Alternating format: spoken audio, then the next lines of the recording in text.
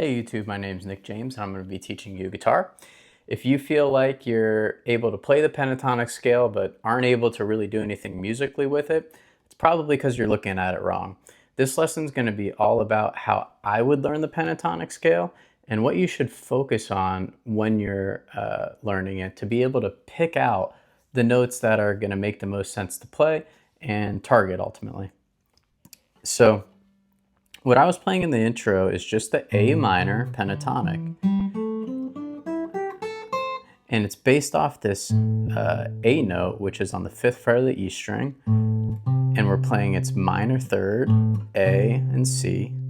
And then we're only playing the 5th and 7th fret for the next 3 strings.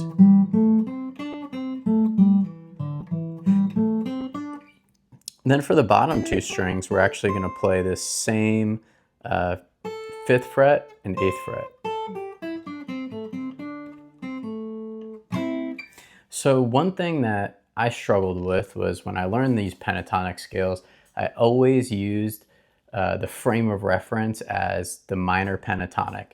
And if I'm playing a chord progression over C major, I would learn these pentatonic shapes. There's only 5 of them, but I would always reference them to the relative minor, which is A minor in this case. But the beautiful thing is every note that's in the A minor pentatonic is also in the C major pentatonic. They are the same exact notes, the same exact shape. However, the notes that are important to play over a C major chord when you're soloing are probably going to be a little bit different than a solo over A minor. So when you start to learn the pentatonic, you're probably going to start on, the minor pentatonic and this shape particularly. And it doesn't have to be A minor. It could be E minor, any minor pentatonic shape. This position is often referred to as position 1. It's kind of home base. But it offers a lot of really dynamic guitar-esque riffs and melodies, and this is where maybe a lot of your soloing is going to start, but hopefully after watching my lessons we're going to see how to actually use all 5 pentatonic shapes and leverage the kind of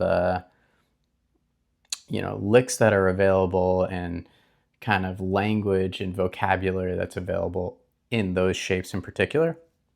But when you're learning this first minor pentatonic shape,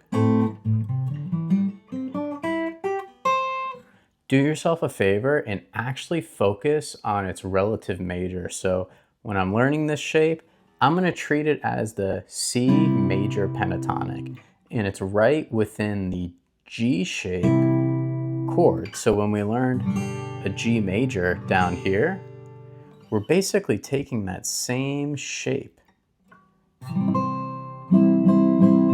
and we're able to play it in this pentatonic shaped scale.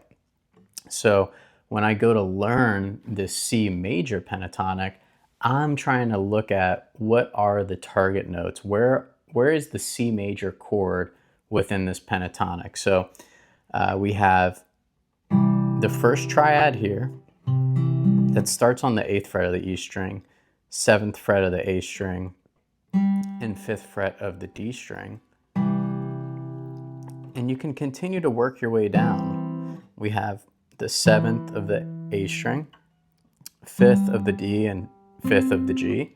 And then before we know it, we start running into a bunch of similar stuff we've learned in the past, like this A-shaped kind of triad comes right out of this C chord here, but we're playing it within the G shape. So all 5th fret here on the D, G, and B string are going to be your C major triad.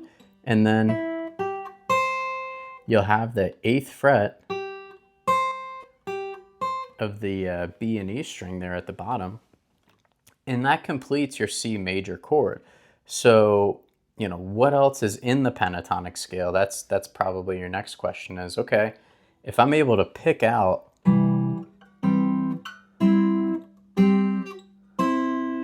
the notes in C major, what are the other two notes? Because I know C major is a triad, it has 3 notes.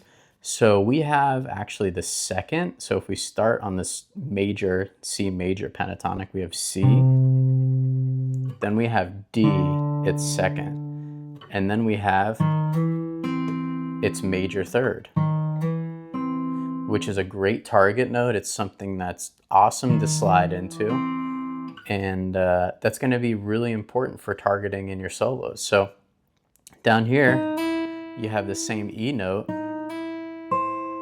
and it's, you know, great to resolve down to or up to the C note, the root.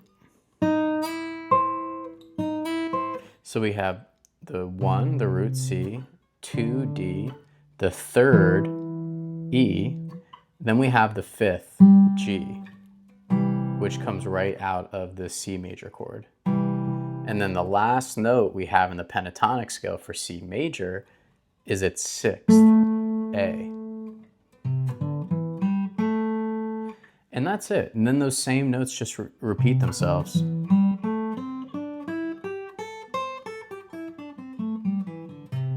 So when you go and learn this pentatonic shape, your goal isn't to just play it up and down as fast as you can. You actually want to be able to use this information because, you know, the more you know, the more you're going to be able to leverage your technical ability and sound more musical. Otherwise, you're just going to be kind of wandering through the scale and not really sounding that great. So when you go and learn this first pentatonic shape, let's, you know, call it C major and focus on the major. And then, you know, let's take a step back afterwards and look at A minor and what notes are included in the minor pentatonic. So we have A minor, and then we have C, it's minor third, it's 4th D, it's 5th E, and then the flat 7 G.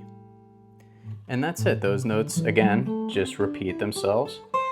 But when I'm soloing over A minor, I want to target those chord tones because those are what's going to sound great. And I hope this video at least helps get you a jump start to learning your pentatonic. And I'm going to try to put diagrams in it so you could reference kind of what I'm saying and easily follow along. But here's your first step to soloing. Obviously, we've, you know, hammered down the fact that we should learn our chord shapes, but now let's jump into the pentatonics and actually understand what's under the hood, not just a bunch of dots on the fretboard.